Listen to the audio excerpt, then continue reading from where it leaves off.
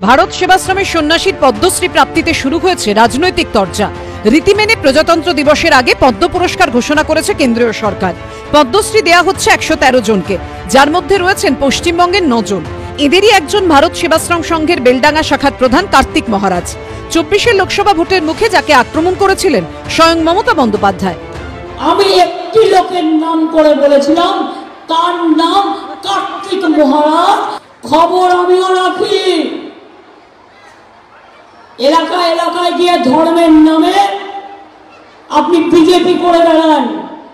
আমি বলছি আপনি করুন, কিন্তু বিজেপির চিহ্নটা বুকে লাগিয়ে রেখে করুন। বেলুড় মঠ, রামকৃষ্ণ মিশন বা ভারত সেবাশ্রম সংঘের এত শত শত মহারাজ থাকার পরেও বা সত্ত্বেও কেবলমাত্র ওই একক কার্তিক মহারাজের মধ্যে এমন কি বিশেষ গুণাবলী বা বৈশিষ্ট্য খুঁজে পেল?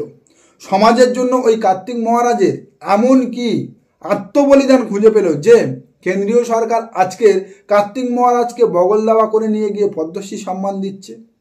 যে কার্তিক মহারাজ বারংবার ধর্মীয় উস্কানিমূলক বক্তব্য, বিভেদের প্ররোচনা দিয়ে, দাঙ্গার উস্কানি দিয়ে খবরের শিরোনামে উঠে এসেছে, সেই কার্তিক মহারাজকে আজকের কোন কারণে পদ্মশ্রী দেওয়া হচ্ছে? এ সম্পর্কে ভারতীয় জনতা পার্টির বা বঙ্গ বিজেপির কয়েকজন নেতার মুখে বলতে শোনা গেল, বিশেষ করে সুভাষ সরকার, যিনি প্রাক্তন সাংসদ বাঁকুড়ার, সেই সুভাষ সরকারকে বলতে শোনা গেল যে তিনি হিন্দু ধর্মের প্রচারক, তিনি নিরঙ্কুশভাবে হিন্দু ধর্মের কথা মানুষের মধ্যে তুলে ধরেছে, প্রচার করেছে, যে কারণে তার মতো মহান ব্যক্তিকে পদ্মশ্রী সম্মান দেওয়া হচ্ছে। তাহলে একজন ধর্মীয় প্রচারককে যদি কেবলমাত্র তার ধর্মীয় প্রচারণার কারণে পদ্মশ্রী সম্মান দেওয়া হয়, তাহলে ভারতবর্ষে যে সমস্ত অন্যান্য ধর্ম রয়েছে, সেই সকল ধর্মের যে প্রচারকরা রয়েছে, তাদের মধ্যে কারা কারা বা কাদেরকে পদ্মশ্রী সম্মান দিচ্ছে কেন্দ্রীয় সরকার? এবছর কেন্দ্রীয় সরকার যে 113 জনকে পদ্মশ্রী সম্মান দিচ্ছে, তার মধ্যে আমাদের বাংলায় রয়েছে 9 জনের নাম। সেই 9 জনের মধ্যে রয়েছে অরিজিৎ সিং, মমতা শঙ্করের মতো বিশিষ্ট ব্যক্তিরা, যারা নিজেদের জগৎ বা নিজেদের জায়গাতে মহিমান। কেউ গানের জগতে, কেউ নৃত্যের জগতে, কেউ অভিনয়ের জগতে। আর আমাদের কার্তিক মহারাজ কোন জগতে? তিনি ধর্মীয় উস্কানিমূলক প্ররোচনার জগতে মহিমান, মোদিজির জয়গান করতে মহিমান। আর যে কারণে একজন সন্ন্যাসীকে পদ্মশ্রী সম্মান দেওয়া হচ্ছে। জানি না এর আগে আর কোন সন্ন্যাসীরা পদ্মশ্রী সম্মান পেয়েছে। ধর্মীয় প্রচারক বা ভারতবর্ষের বিভিন্ন ধর্মের ধর্মগুরুরা রয়েছে, আজ পর্যন্ত কোন ধর্মগুরু বা কোন ধর্মের প্রচারক প্রবর্তকরা পদ্মশ্রী সম্মান পেয়েছে?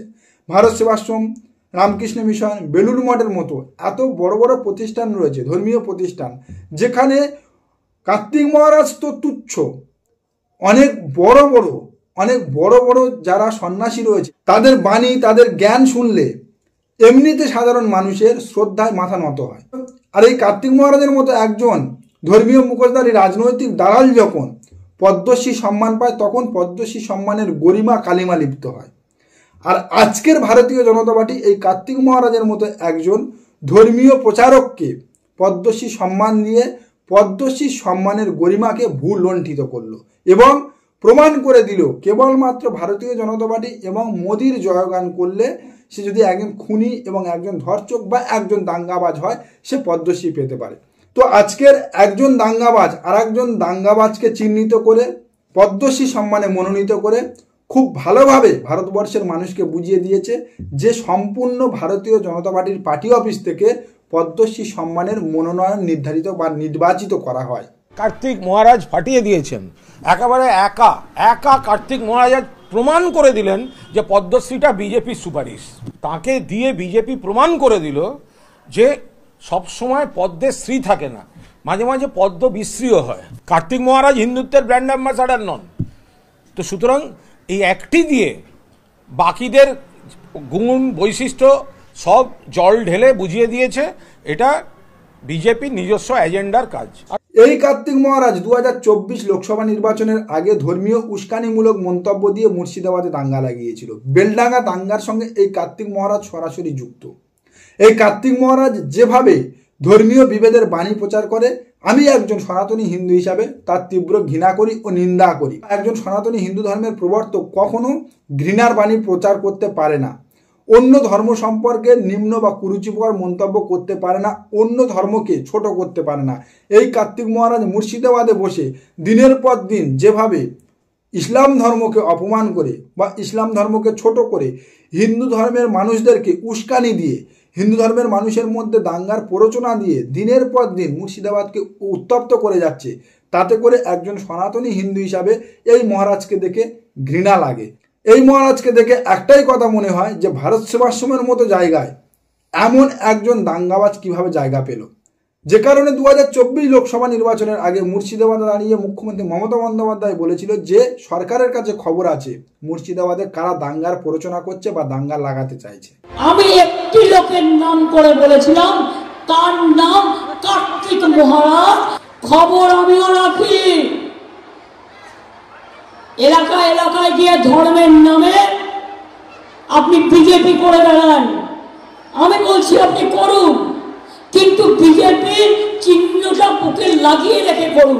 আর এই কার্তিক মহারাজের মতো ধর্মীয় ভেকধারী সন্ন্যাসীরা যদি এভাবে দেশের সর্বোচ্চ সম্মানগুলো পেতে থাকে তাহলে দাঙ্গাবাজরা এরপর আরও অনুপ্রাণিত হবে, দাঙ্গা লাগানোর চেষ্টা করবে ধর্মীয় উস্কানি দিয়ে। কারণ ধর্মীয় উস্কানি দিয়ে দাঙ্গা লাগালে আর মোদিজির বন্দনা করলে, ভারতীয় জনতা পার্টির হয়ে একটু প্রচার করলে যদি পদ্মশ্রী সম্মানের মতো এত বড় একটা সম্মান পাওয়া যায় তাহলে দাঙ্গা লাগাতে ক্ষতি কি? গুজরাটে দাঙ্গা লাগিয়ে যদি কেউ কেন্দ্রে ক্ষমতায় বসতে পারে, কেন্দ্রে সরকার চালাতে পারে, তাহলে কোনো একটা রাজ্যের প্রান্তে দাঙ্গা লাগিয়ে খবরের শিরোনামে আর পদ্মশ্রী সম্মান জুটবে না, এমনটা কি হতে পারে? এই কার্তিক মহারাজকে পদ্মশ্রী সম্মান দিয়ে এটাই বুঝিয়ে দিল বা এটা প্রমাণ করে দিল যে দাঙ্গাবাজরাও পদ্মশ্রী সম্মান পায় যদি দাঙ্গাবাজ ক্ষমতায় থাকে। নমস্কার, আজকের প্রতিবেদন এখানে শেষ করলাম। দেখা হচ্ছে আগামী কোনো প্রতিবেদনে। আমাদের প্রতিবেদন সম্পর্কে আপনাদের মূল্যবান মতামত অবশ্যই জানান আমাদের কমেন্ট সেকশনে। সবাই ভালো থাকবেন।